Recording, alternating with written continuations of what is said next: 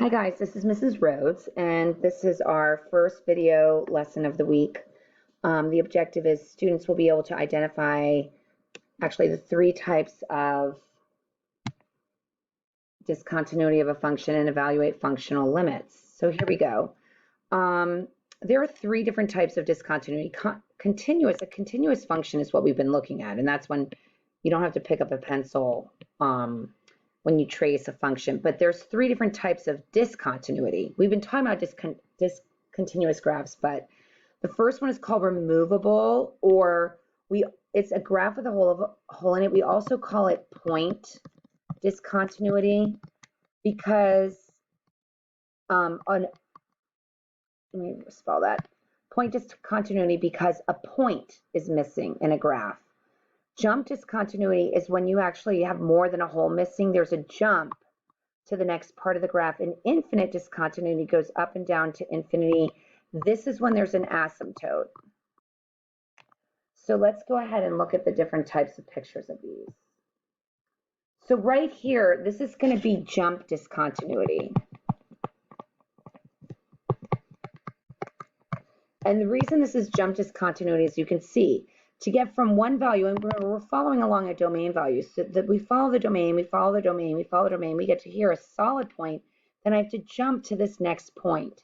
And they don't have to be on the same y value. I could have had the next point over here and going off in that direction. It's just you have to jump to the next part. All right, this graph over here is called infinite discontinuity because there's a vertical asymptote there. So when we have a vertical asymptote, that's when we have infinite discontinuity. And the reason it's infinite is because what's missing is an infinite line. This is the absence in our graph of what's missing is an infinite line. This graph is continuous. And this graph has point discontinuity or removable discontinuity. Do you see how there's just a point missing? So when there's only a point,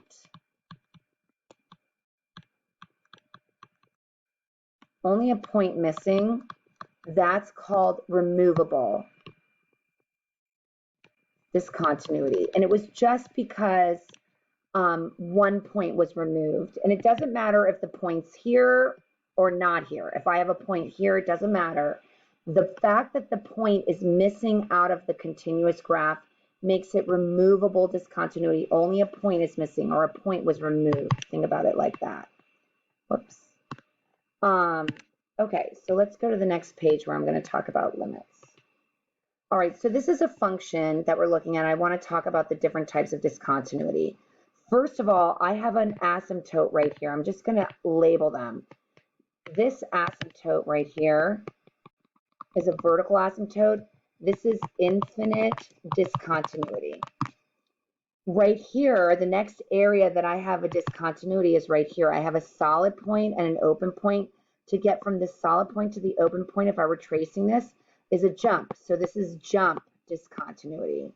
Right up here at the top is removable discontinuity. Okay, so this is removable discontinuity because only that point is missing. And then once again over here, we're going to have, let me do this in dark blue, another infinite discontinuity because it's a vertical asymptote. This is a vertical asymptote, so that's infinite discontinuity. And so what we also want to study here is the limits as we evaluate the function. So let's go ahead and look at this. It says, describe what the y values of the function are approaching and what this tells you about the continuity or the end behavior of the function. I actually have this written in two different types of, let's see, two different ways. Okay, the first one is, this is called just looking at the behavior of the continuity. And it says, as x approaches negative infinity, f of x is approaching where? That's what we've been talking about with end behavior for years. So as x approaches negative infinity, we look, there's a horizontal asymptote. A horizontal asymptote often is called end behavior, the end behavior asymptote, because it really dictates where the end behavior is. The end behavior, f of x, is going towards -3 here. but it's also limit notation. Now this is called limit notation here, and I'll be honest with you, on the progress check, they're going to have the instead of using limit notation, they're going to write the question in this notation, in the as notation.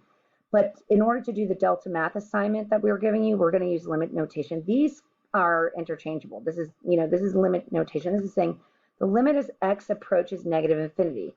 It's saying where is, I have too many equal signs here, but where are the y values going, or what's the limit? What's the limit of the y value? And it's -3. So the answer is the same. It's just the question's written differently. All right, next let's go ahead and start looking at where -4 is. So -4 is right here. And so as you see, I have an infinite discontinuity. But let's look at this. This is an important concept that we're about to learn. It says as x approaches -4, and then there's this little negative sign here. What that means in English is as x approaches -4, this guy means from the left. Or I could say the negative side of the graph. So when you look at a graph, the left side is the negative side and the right side is the positive side.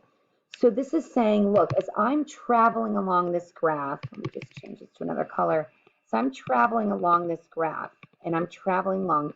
As the x value is getting closer and closer to the x value of 4, here on this asymptote, the x value is equal to -4. As I'm getting closer and closer to x value of -4, where are the y values headed? And it turns out the y values are headed to -infinity. Okay, so as the x, as you follow along the x values, I'll change this color now to orange.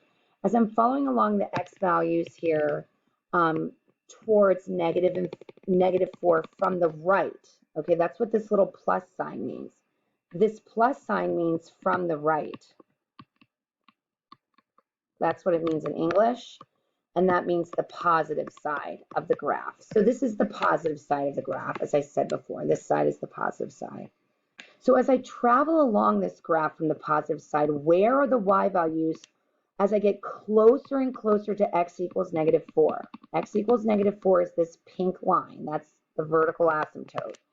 As I'm getting closer and closer to that asymptote from the right side of the graph, the y values are also -infinity. So let me write that in, I'll write that in green again, -infinity. So now, because on both sides of -4, I'm approaching the same value, it says as x approaches -4, where is f of x going? Because these are the same value, as I approach -4, f of x is approaching -infinity. Only because these are the same. If these were two different, it would not be, you cannot give an answer. And it says, what is x? This is supposed to say -4. Sorry, I made an edit to this earlier and I forgot to go ahead and save it. So as x approaches -4, what's the value?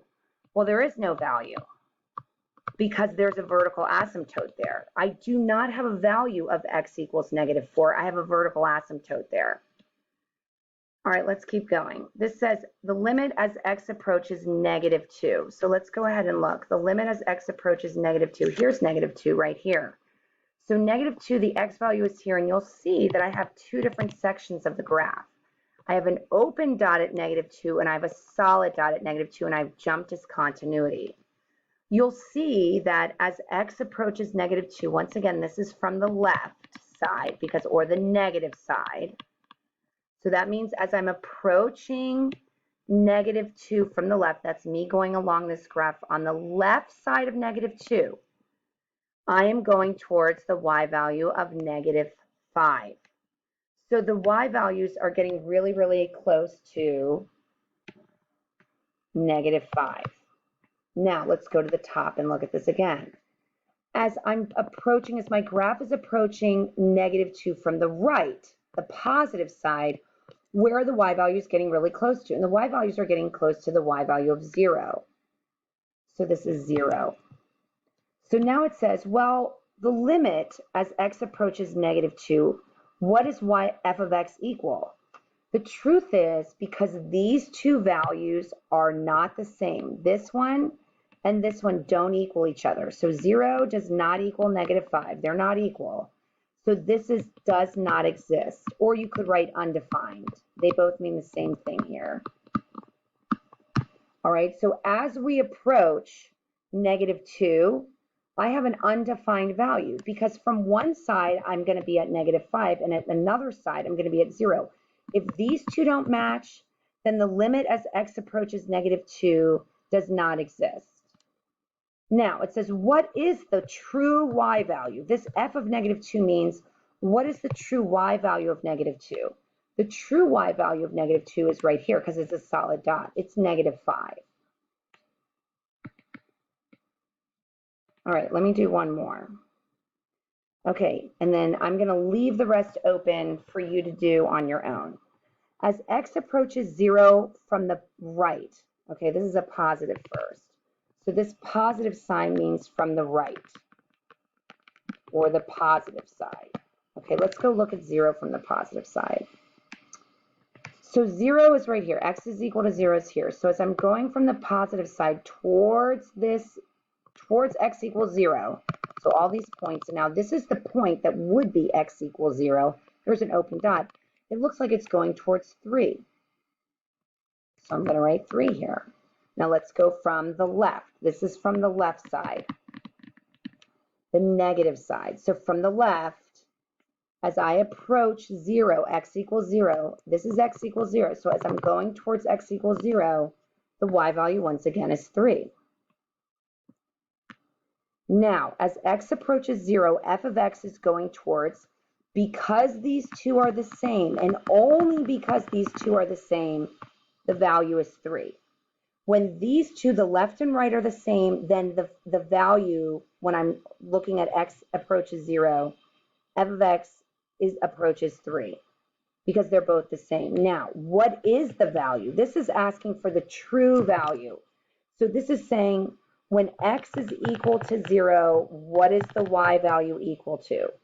And the y value here is actually equal to 4, because that's the solid dot.